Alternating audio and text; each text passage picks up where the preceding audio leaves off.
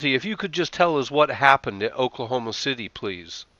Well, I mean, what the mainstream will tell you is that a gentleman called Timothy McVeigh, who was an ex-Marine and part of the American Patriot movement with a friend of his called Terry Nichols, I believe, for whatever reason, they were disgruntled with the American government, and they decided that the best way to show this was to blow up the Alfred P. Murrah building, which is also known as the Oklahoma City building, and it's a government building. And in there, particularly, there was a large creche with a lot of children, and so I believe 168 people died. Now, there's a lot of strange things going on about this. I mean, for the first thing, the fact that they tried to pin this on the American Patriot movement, which was at the time we didn't have the war on terror and such like that. And so, what an American Patriot is somebody that stands by the Constitution, and it's somebody that is prepared to stand up to the government. And what they are portrayed in the media as is a dangerous bunch of reactionary, often right-wing people, which is not necessarily the case. Now, Timothy McVeigh was, whether he was actually part of this group or not, he was certainly positioned in the media as being a member of these groups, thus demonizing these groups. And then they try and link people like, InfoWars and Alex Jones and anybody in America that they try and tie them to a patriot movement, which is now seen as a bad thing.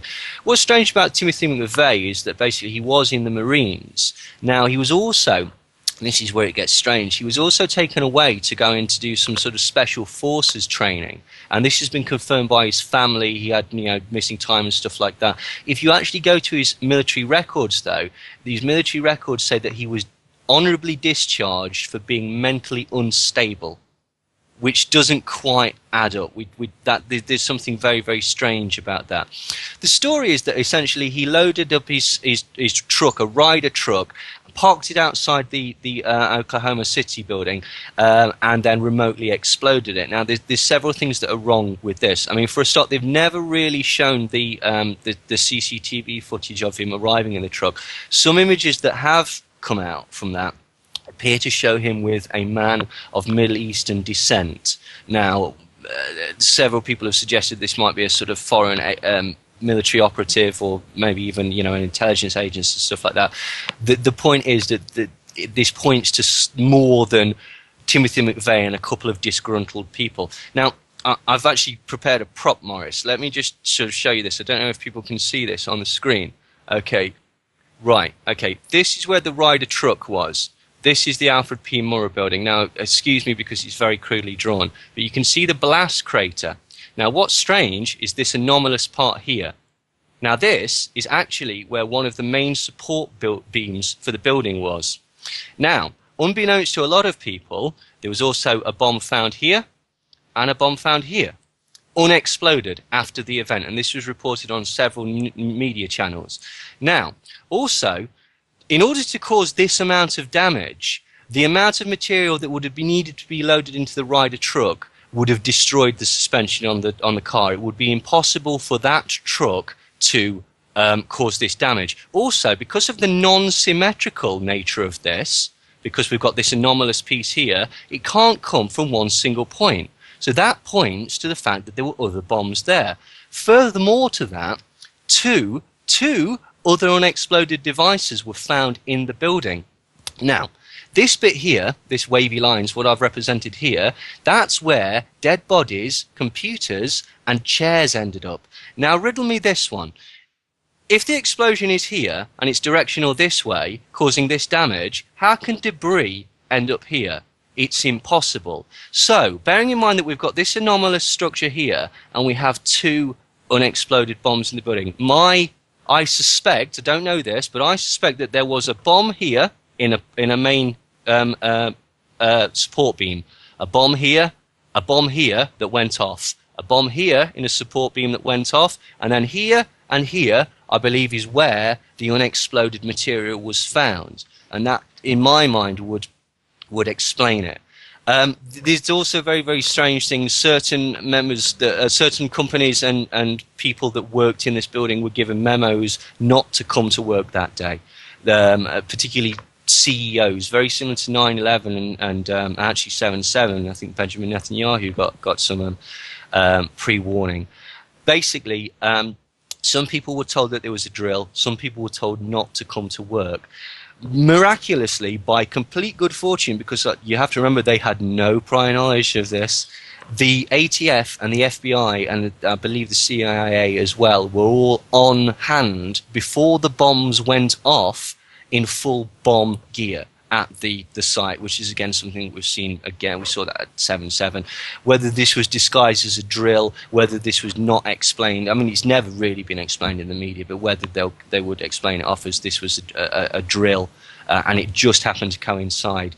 I mean, it was the 19th of April. The 19th of April as well, this is the thing, and I say I have to be careful about this because I appreciate there's many delineations, and just like Christianity, just like any religion, in certain satanic, Luciferian, whatever you want to call them, religions, the 19th and the 20th of April are fire festivals where human sacrifices is encouraged, and you do it via fire. So an explosion, a shooting, anything like that could be seen as being representative of fire. On the 20th of April, we've got the invasion of Kosovo, the Columbine massacre, which is also it's dripping MK Ultra. That is absolutely all over the place. We've also got Hitler's birthdays on the 20th of April, and Project Bluebird, which was the precursor to MK Ultra. It's the very first CIA intelligence agency mind control program was started on the 20th of April, 1951. So I'm sure the connection to Hitler and the CIA is an absolute coincidence. But we'll see. The interesting thing that connects Timothy McVeigh, to mind control is the fact that he complained that his thoughts and actions and emotions were being controlled by a chip, a microchip that had been implanted by his superiors in the army into his buttocks, actually, and he constantly complained that he was hearing voices and that it itched. This was one of his main sort of complaints.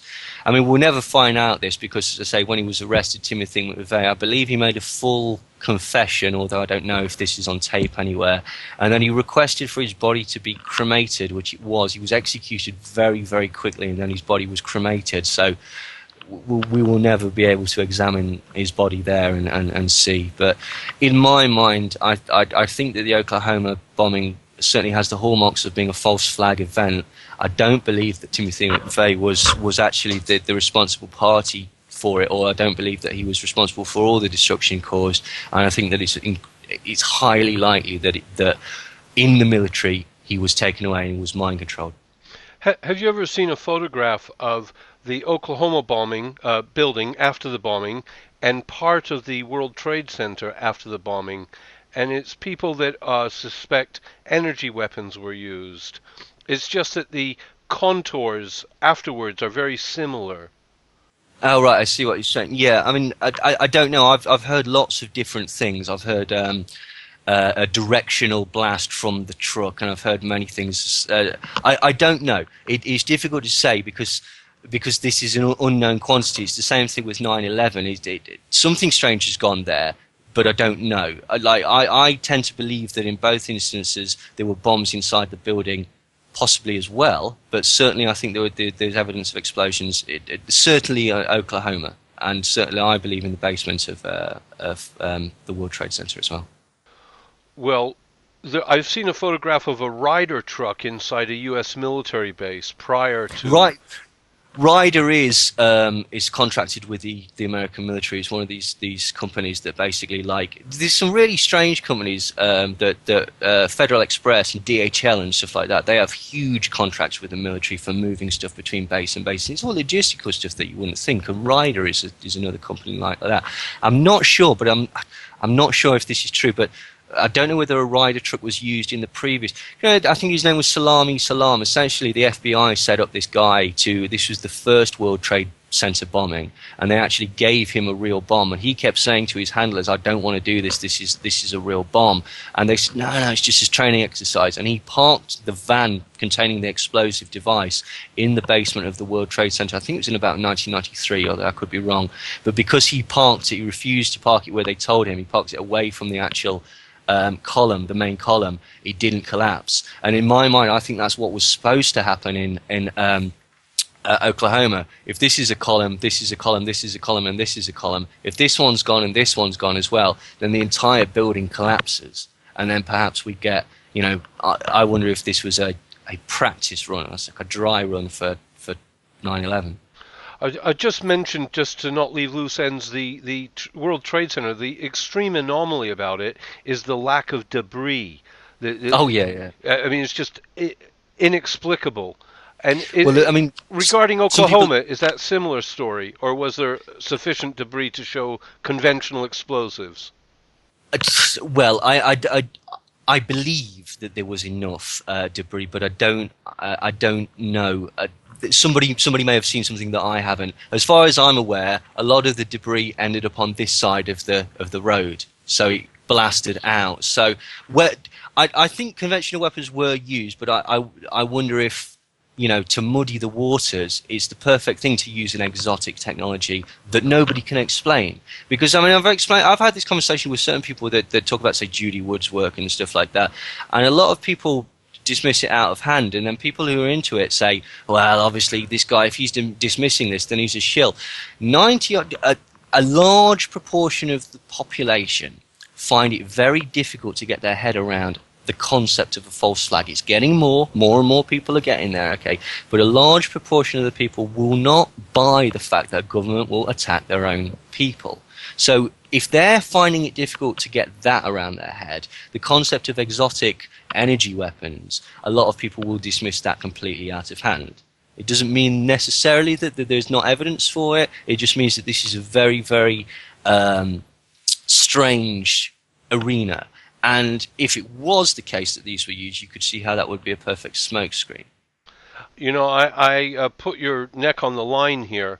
How can you explain the planes going into the World Trade Centers at speeds and precision that seem impossible? I find that very strange. I get the impression that they were remote controlled. That is where I'm sort of landing. Whether they were commercial jets or not, I don't know. The line that they seem to be following seems to be headed directly towards World Trade Center 7.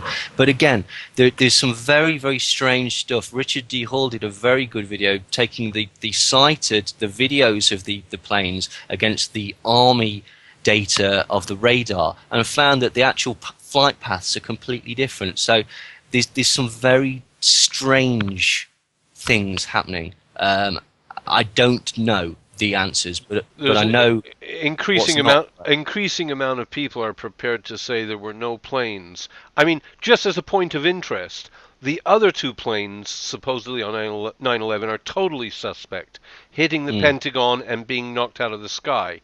People really discount their existence. It raises an extra question mark on the actual World Trade Centers, if there really were planes going into them. Yeah, it does. I've seen the various videos, September Clues and stuff like that, and they do make some very interesting points. I'm not going to put my hat in that ring particularly, but I think that I think the thing that you can take away from that is that there was some manipulation of the imagery on the day. It does not necessarily mean that there was no planes. I'm on the fence about that. Like, I'm leaning towards military planes, remote controlled, as opposed to holograms or anything like that.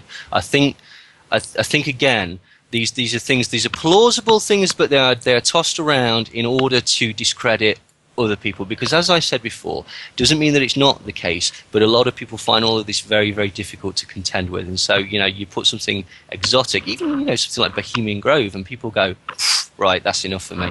I've had, it's too much for them. You're on the ball, Neil. Thanks so much for coming back. It's been a long time without you. Thank you for having me back, Morris. So I'll be, I'll be trying to get back and stuff.